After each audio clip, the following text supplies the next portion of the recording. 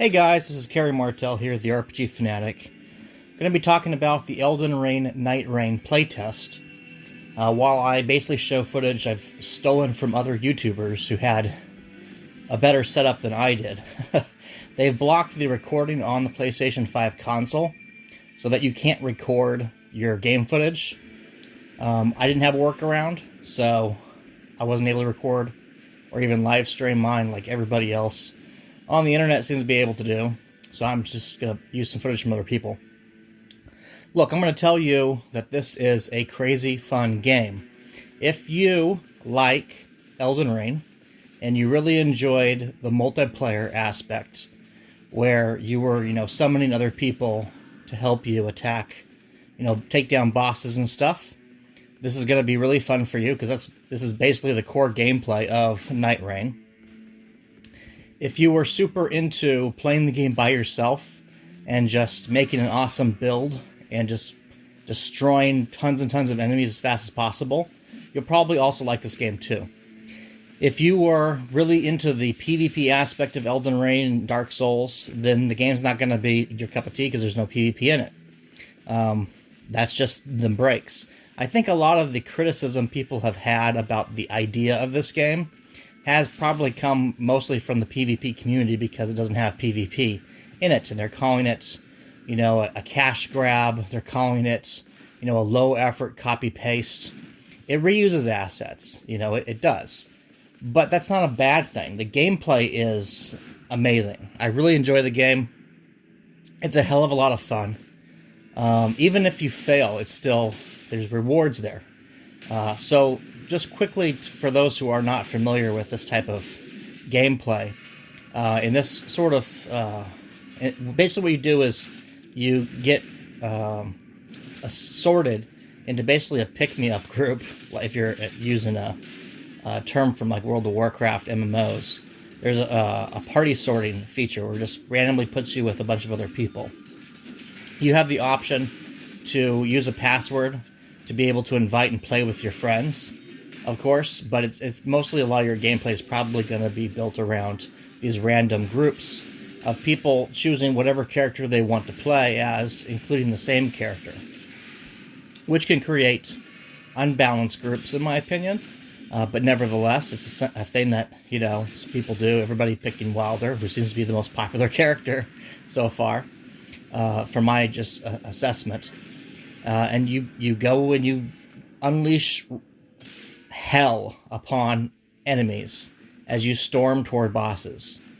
And after you complete 2 main bosses, the map will change a little bit and let you go for attacking the Night Lord. I never managed to make it to fight a Night Lord in any of my playthroughs because some of the folks that I have rolled with maybe not, the best skilled at the game. There's also a persistent problem with network connectivity, so you'll often lose people.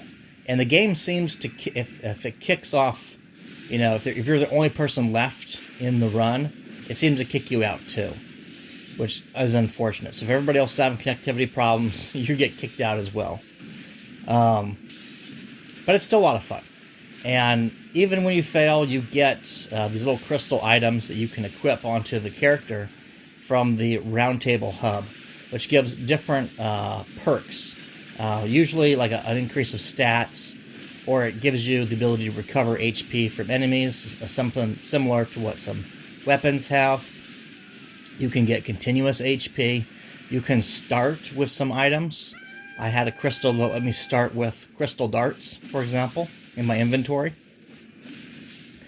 There's also, most importantly, crystals that increase the amount of runes that you collect so you can get stronger faster. And the gameplay is basically, you get dropped into one section of the map, and in this playtest, there's 3 different scenarios where it drops you in, where there's different areas of the map, I guess, that it drops you in from.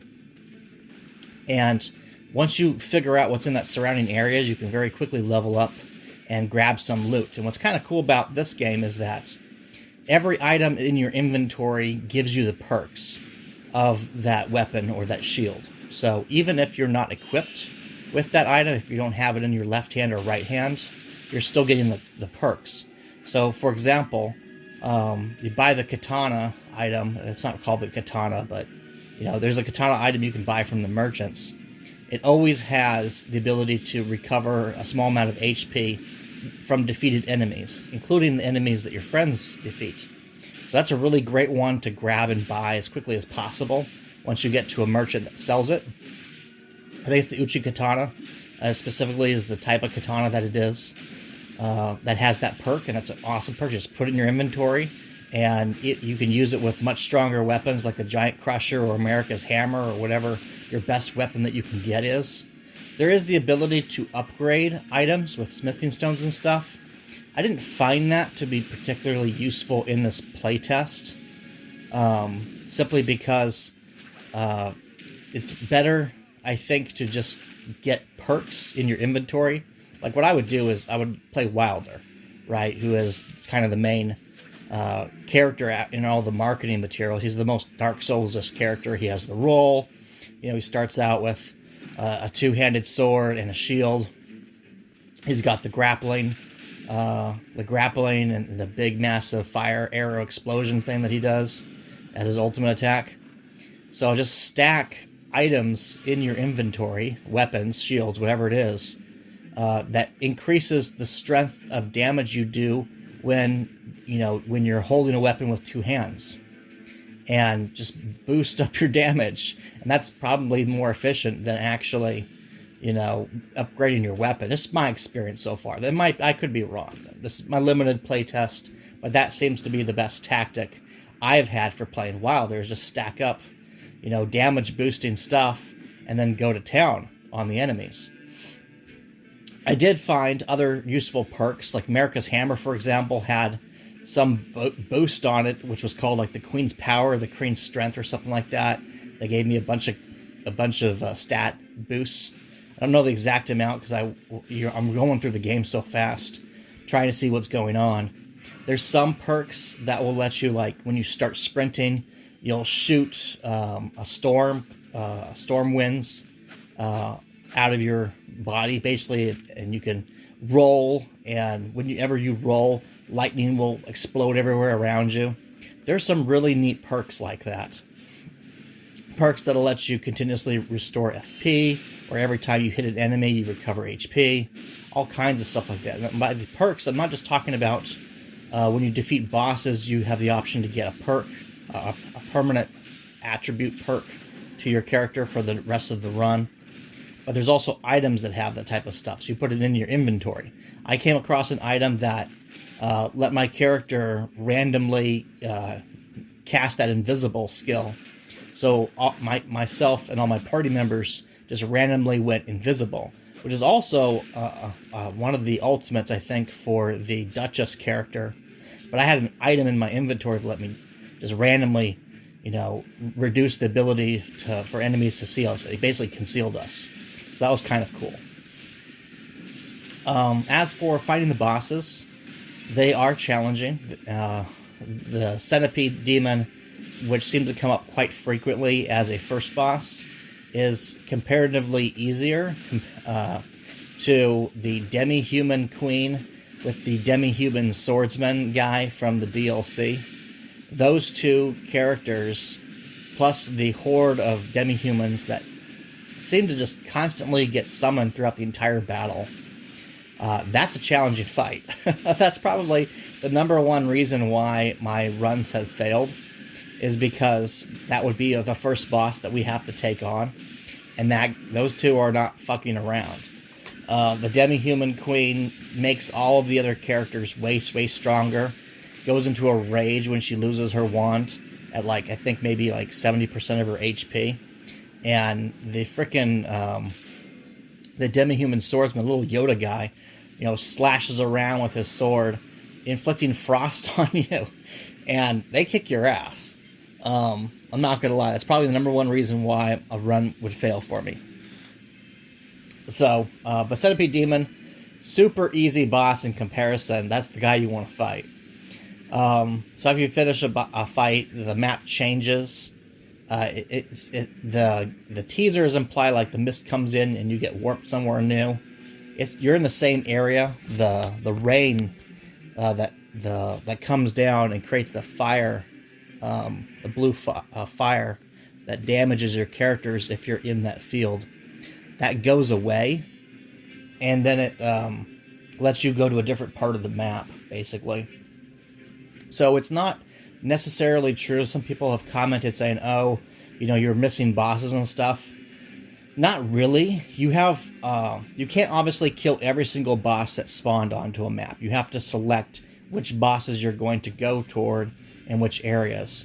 And in an ideal world, you want to go to places that have lots and lots of chests so you can open up, hope that you get a really powerful weapon, or maybe even complete a puzzle.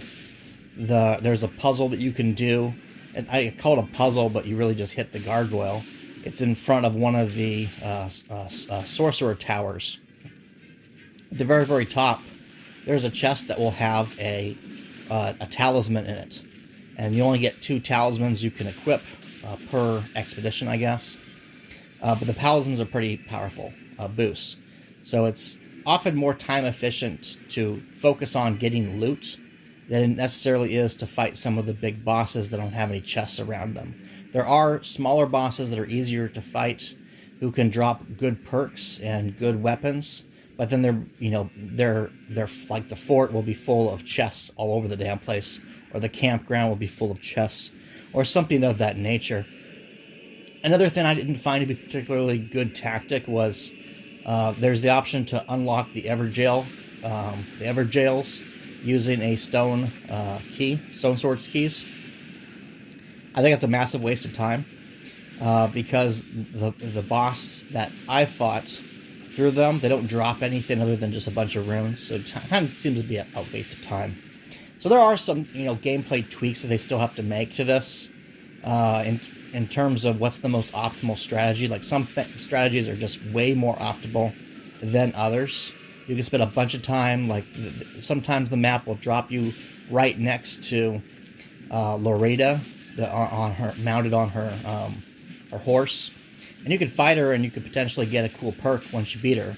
But you're like level 1 characters trying to fight her, and she's got basically all the same moves as when you fought her in Elden Ring. She's jumping around on her horse, shooting all the fucking arrows on you. Not the most efficient time to spend fighting her, in my opinion, versus going to camps, leveling up, get a bunch of cool weapons, like try to get a giant crusher or something and just go to town on some of these enemies. That's my experience. The mage character, the recluse, is underutilized, I think. This extremely powerful character. You get a lot of items, a lot more than you would think, that have spells on them. And that character, armed with a few of them, can just go to town because every time they're using their abilities, their special, unique abilities, they're recovering magic. So they can do a tremendous amount of damage in a very short span of time, more than any other characters. I think that the tanky guardian, the feather hawk dude, the man eagle, basically, he's a pretty cool character. He's definitely a little bit more tankier than Wilder is, and his abilities are probably, well, it's hard to say, really. I think that Wilder's single target ultimate attack definitely packs a punch. It's definitely a very powerful ability. But the grappling hook I didn't find to be all that useful, personally, because you're always sprinting around everywhere. You're jumping super high. If you want to evade enemies, you can just, dodge out of the way instead of using an ability with the grappling hook that has a cooldown. I didn't really find it that useful, to be honest. Like, it can be useful for like launching yourself up higher places, but it's also a little bit difficult to target it. So I didn't find it that useful. But his specialty seems to be just in using two-handed weapons and going to town with his ultimate fire burst attack, which can knock down enemies and do a ton of damage. The guardian character is probably a little bit more well-rounded, actually, because he's got a more useful skills, basically, because he can hit a whole bunch of guys, can also knock them down, but he looks like a giant, eagle with wings. So if you're into being a furry, I guess, that's your pick. But I think it's a lot of fun. Duchess character seems to be kind of a mix of a rogue mage kind of character, in my experience. Not as much into her gameplay personally, but can do a lot of damage with the right build, with very fast attacks, and constantly concealing characters, which can be a little bit of a defensive buff, really. So it's a pretty fun game. It really is. I went and pre-ordered it. It's been a lot of fun. I'm kind of hoping that all of these crystals my character account has accumulated carry over to the main game. Probably won't, because I've got some pretty cool ones on there from the play test I've done. I mean, like, I literally starting my playthrough with items in my inventory, which is useful, and boosting the rune acquisition so that we can get way stronger earlier in the run. Hopefully one of these playthroughs I'm actually going to make it to fight a Night Lord boss. Fight that freaking, it's obviously Radigan's wolf in there. To go fight Radigan's three-headed wolf. If we can just make it. We always end up dying I get as far as right in front of the tree. And freaking Morgott just kicks our asses every single time. Often because another boss is there who has chased us in, or is in the area, or something of that nature. Actually, there's some weird things with Morgott. I swear we got him down to 50% one time, and the dude just stopped taking damage. And I don't know what happened. Like, he just stopped taking damage altogether. And I don't know what it was. I don't know if it was a glitch or what happened. But that was frustrating. So there's some weird things about it. But most of my deaths, honestly, have come from that stupid, getting that demi-human queen and demi-human swordsman boss together, who are, if your character teammates don't know what they're doing, they're going to die super fast, and then you're spending your entire run getting chased by mobs trying to revive your friends, which is hard to do when, they have 3 full HP bar, I guess bars. It's not even HP bars, but let's call them shield bars, because you have to cut down a new HP bar to revive your friends by hitting them. So it can be a little bit frustrating if you get, some people who are not on the up and up of how the game plays, which is understandable. Not everybody's sitting around all day in the play test, figuring out how to get good fast. But once you figure out, basically what to do, once you're dropped in to the part of the map that you're at, like I said, there's optimal strategies. Go straight, make a straight beeline for the nearest camp of easy enemies to kill, get some runes, quickly hit a grace, level up, spam every chest you can find, roll through every barrel, try to collect consumables. The most useful consumables are probably ranges between the buffs for like the oils, for fire or lightning. Especially fire, because Centipede seems to take more damage from the fire, as do the finger enemies that he comes with. Then throwing daggers are actually super useful as well, especially early on, for taking down some of the bosses. I would say the warming stone is the most useful, because when you're having a boss fight, you can throw that down and you can recharge while you're fighting the enemy, while you're fighting the boss. So you can get healing while you're fighting the boss. That's a very useful one. Less useful ones is probably anything related to dragons. There's like one dragon enemy in the map. So anything related to dragon wounding is not very productive. I also got some items that, did more damage against those who live in death, but I didn't encounter a single undead enemy any of my runs. So I don't know why that's even in the game. Maybe that's... they just don't have those enemies in the game just yet. So yeah, like my advice for strategy, get some pots. If you can get the fire pots, if you can get the pots that do poison, that's super useful to use against the bosses. But generally the strategy is make a beeline for camps, kill many of the easy bosses as you possibly can, go to the merchant, buy yourself an Uji Katana and stick it in your inventory, just so that you can get HP recovery every time you kill enemies.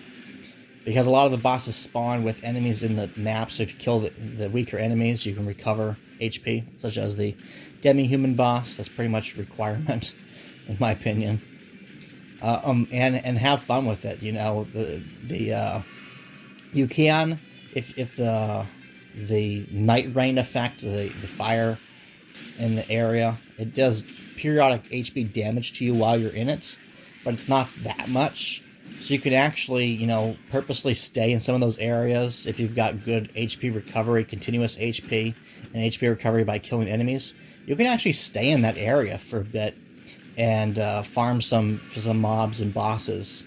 So that's kind of cool. But again, you have to have, you know, good luck to get enough of those HP recovery items for that to really work, and then have your friends actually understand what you're doing and not just make a beeline to the boss. Because once a real boss, you know, for that zone has been triggered and you die, then it won't automatically revive you and warp you to your friends. Your body will just sit there on the ground the entire time while you're somewhere completely away from them if you died to the rain. That's happened to me a few times because they just, you know, make the beeline to the centipede boss instead of, you know, trying to get a good build going with HP recovery items. But anyway, that's sort of my groups. I've talked about this for like 20 minutes, but it is a super fun. Don't listen to the haters. I would definitely... I mean, I pre-ordered this game, so I'm going to be playing this game. And I need to figure out a setup so I can show some of my gameplay so people can see what this shit looks like, because I think I have figured out the optimal play for Wilder in the playtest. You know, get the continuous HP and HP recovery upon killing enemies' items as fast as you can. Try to get some perks that will trigger whenever you sprint, such as, you know, like I said before, the storm sprint, and also abilities that trigger when you're rolling. I have not been able to get any of the, you know, there's some abilities that appear on weapons that it says if you walk, it'll create fire wave or something like that. I've never been able to get those abilities to work. I think you have to literally walk in the game. And I'm actually not entirely sure how you're supposed to do that because this game's all about sprinting and running from place to place. And I don't even know where the walk command is. And even if it is there, it's not super useful because you never want to be walking. Even when you're fighting bosses, you want to run, because when you're sprinting and use a heavy attack, it's way faster than just doing a heavy normally. So you can kind of cheese the game a little bit. Anyway, super fun game. Check it out. If I can figure out how to record some footage, I'm probably going to have to buy something and hope it arrives in time before the playtest ends. Because I've done some really cool shit. I wish I could have beaten more on one of these runs. But you have to have your other teammates on the ball. It's really hard to solo these bosses by yourself, the way that they're designed. So, anyway, check this out. Like I said, I've pre-ordered the game based on the playtest, and I'll probably make some content and do some live streams once it comes out. So subscribe for more. Thanks, guys.